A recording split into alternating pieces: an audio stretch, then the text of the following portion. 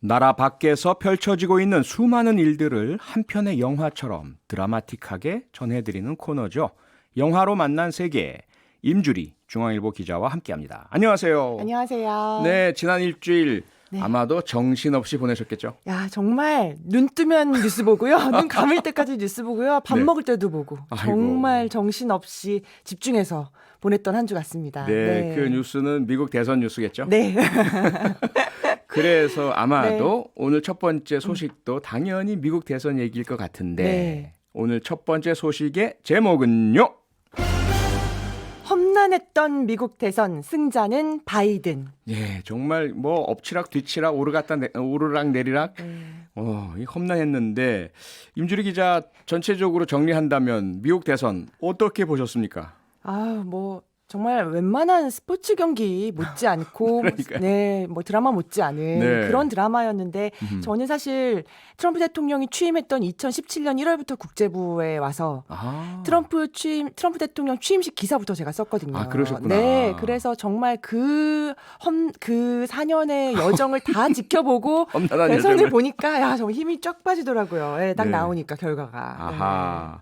자, 뭐 스포츠 경기 비유해 주셨는데 네. 이렇게 제3자로 지켜보기는 야, 이거 누가 이길까 그런 생각만 가지면 흥미롭긴 하겠지만 네. 사실 그 안을 들여다보면 뭐 잡음도 많고 뭔가 여러 가지 구설수랑 뭐 이야기들이 있어요. 맞습니다. 정말 이렇게 선거가 끝났는데 이렇게 잡음이 많은 선거가 미국 역사상 있었을까 싶을 그러니까요. 정도인데요. 예, 네. 정말 2000년 선거죠. 2000년에 부시랑 엘고어가 엘고어. 붙었을 때 네. 그때도 이제 당선이 확정에 한 6주 정도가 걸리기는 했어요. 네. 그래도 이렇게까지 좀 논란이 됐었을까 싶을 정도로 지금 잡음이 많습니다. 네. 원래 미국은 이제 패배자가 승복 선언을 하면 뒤이어서 승자가 승리 선언을 하는 게 그 대선의 관례라고 해요. 그렇죠. 그게 한 1890년대부터 시작됐다고 하니까 꽤 오래됐죠. 네. 근데 이번에는 바이든이 그냥 민주당도 그때 트라우마가 있거든요. 네. 네, 그래서 먼저 승리 선언을 해버렸습니다. 아하. 네, 예. 트럼프 대통령은 승복을 하지 않았죠. 네. 네. 자, 그런데 네. 뭐 승복 패배 승인은 고사하고 트럼프 대통령은 지금 지속적으로 불법 선거, 사기 선거, 게다가 소송으로 가서 네. 법정에서 뭐 이기겠다 이러면서 우편 투표를 가장 집중적으로 공격하고 있잖아요. 맞습니다. 이게 역시나 민주당에서 대선 전부터 우려했던 시나리오죠. 네. 우편 투표를 걸고 넘어졌는데 왜냐하면 이번에 우편 투표를 택한 유권자가 무려 6,300만 명이 넘습니다. 아하. 이게 어떤 숫자냐면 미국 인구가 3억이 좀 넘어요. 네. 근데 그 중에서 투표권을 가진 유권자는 2억 4천만 명 정도 된다고 하더라고요. 네. 그 중에서 6,300만 명이 우편으로 투표를 한 겁니다. 이제 어허. 코로나다 뭐다 해서요. 예. 그러니까 당연히 엄청난 숫자인데 이게 본인한테 유리하면 가만히 있었겠죠. 그러겠죠. 근데 뜯어보니 우편 투표로 던진 표가 대부분 민주당 지지자였던 겁니다. 그러니까 트럼프는 이걸 미리 알고 있었고 네. 이제 그래서 대선 전부터 우편 투표는 사기라고 계속 몰아붙였던 거예요. 아하. 그래서 지금 가만 보니 우편 투표로 문제를 삼을 수 있는 건 정말 다 걸고 넘어지고 있다고 해도 과언이 아주 아닐 정도예요. 작은 것까지 다 네. 끌어모아서. 그렇습니다. 예. 이제 예를 들면 우편 투표자 보니까 실제로는 그 주에 살고 있는 사람 아니던데 주소 없던데 예. 이런 것부터 시작해서 왜 늦게 도착한 걸 개표하지? 이런 것까지.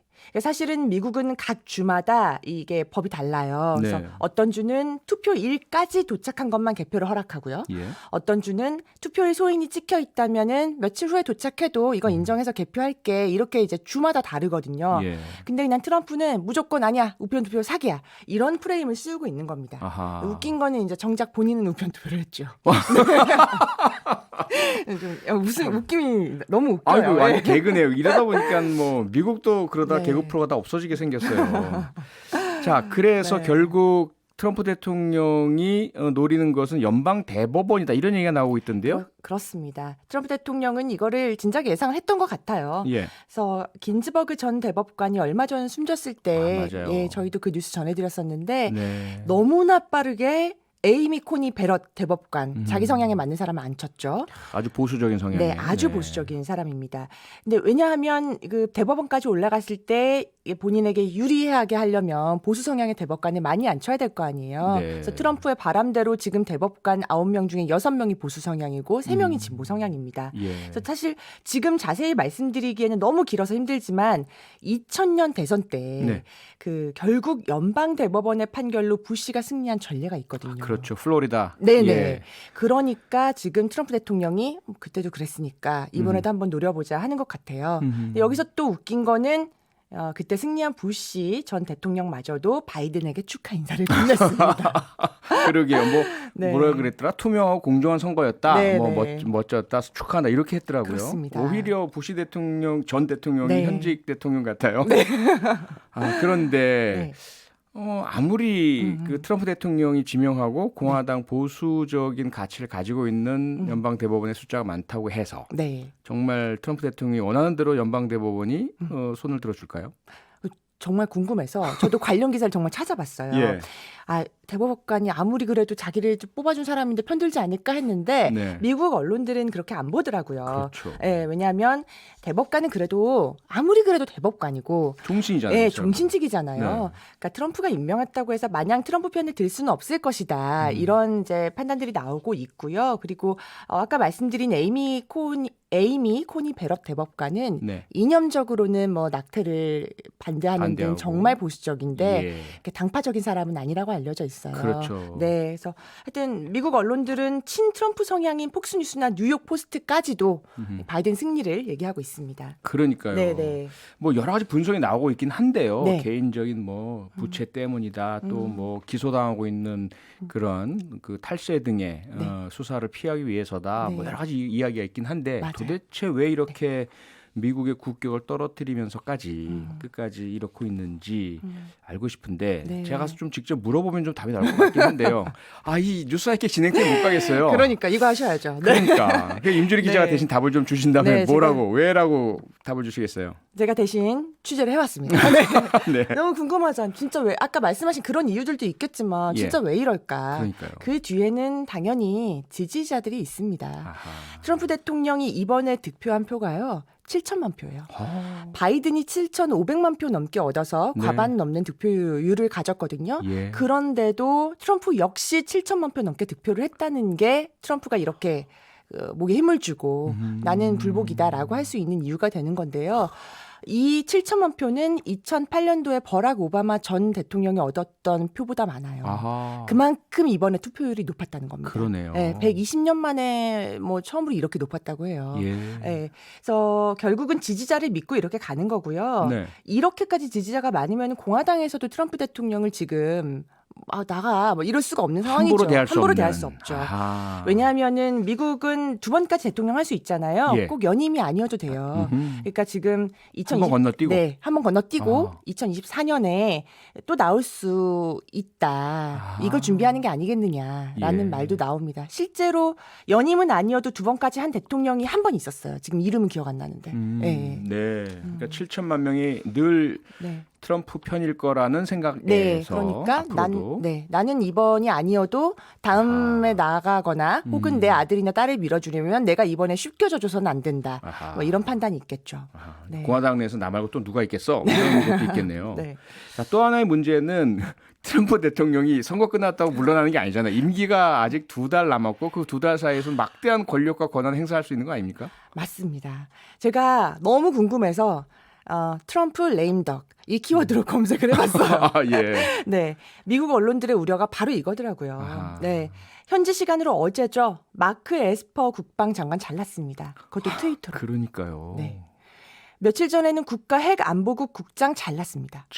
이런 식이면 국정마비죠.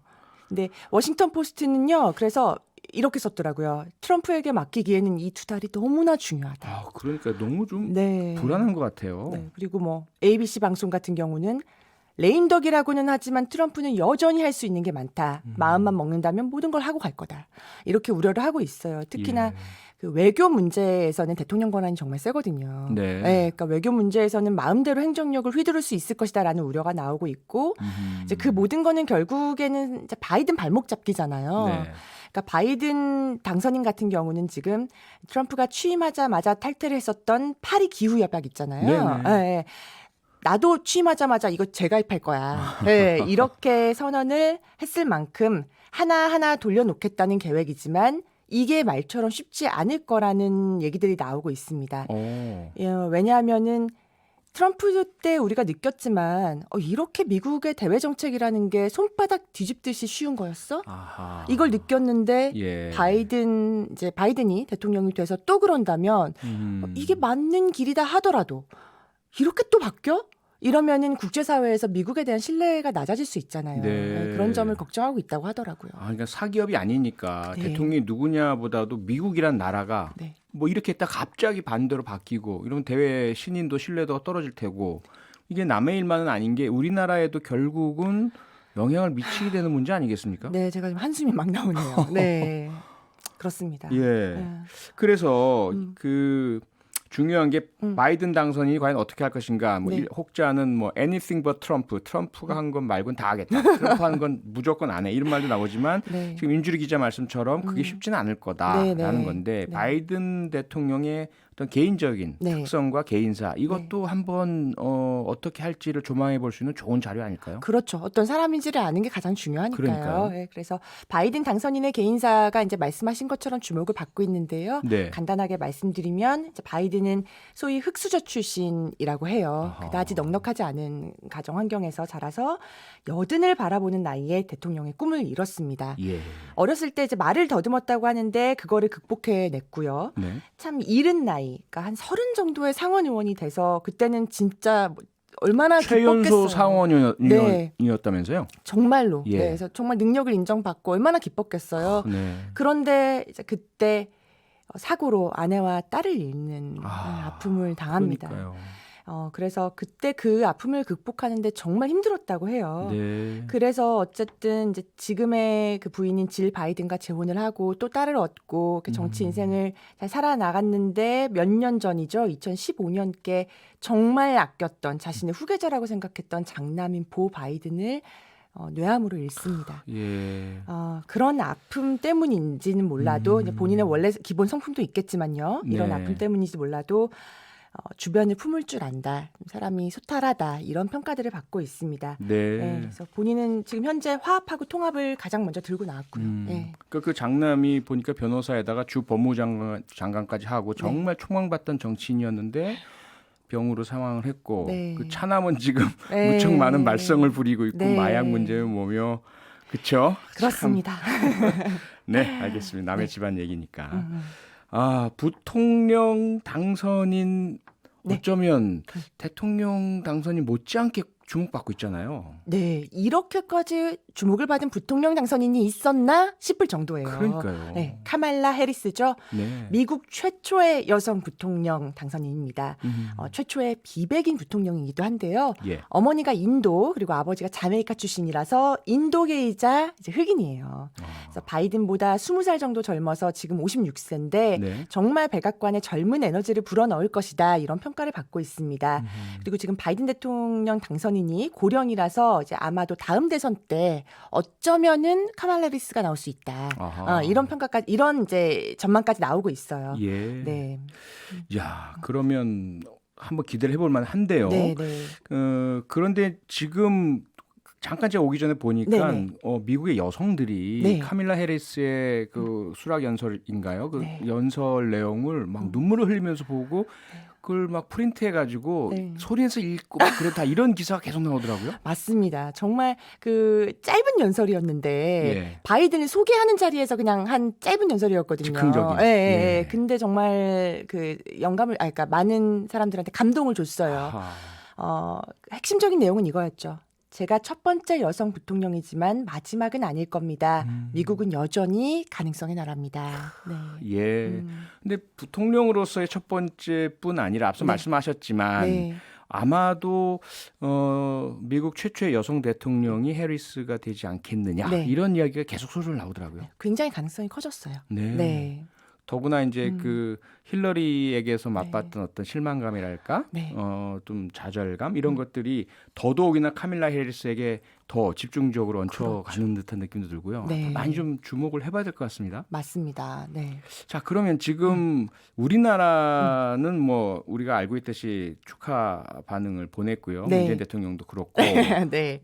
다른 나라들은 지금 미국 대선 결과에 대해서 어떤 반응들을 보이고 있죠? 네, 가장 먼저 축하를 건넨 곳 앙겔라 메르켈 독일 총리, 아하. 네, 그리고 마크롱 프랑스 대통령이었는데, 메르켈 총리는 네. 뭐야, 그 트럼프 대통령하고 엄청나게 엄청 안 좋았잖아요. 안 좋았잖아요. 싸우고 네, 막 사실 다투고. 미국하고 독일은 같이 가야 되는 관계인데, 네. 아우 메르켈 총리가 그래서 바이든 이제 당선 소식이 여기저기서 나오니까 정말 제 느낌에는 버선발로 뛰어났다 이런 느낌으로 축하를 하더라고요. 그러니까요. 그리고 나서 뒤이어서 스가 네. 요시히데 일본 총리도 아하. 축하를 건넸고요. 예. 유럽 주요국 정상들, 뭐 인도 정상에게 거의 인사를 했습니다. 다만 지금 이제 스트롱맨이라고 불렸던 독재를 하는 푸틴 러시아 대통령, 네. 시진핑 중국 국가주석, 에르도안 터키 대통령 이런 그 스트롱맨들은 침묵 중이에요. 아하. 약간 계산을 하고 있는 것 같아요. 예, 네. 뭐 계산도 계산이지만 워낙 트럼프랑 끈끈했고 성향도 비슷했었으니까 끝까지 혹시라도 네. 뭐 이런 마음으로 지키고 있지 않을까 싶은데 네.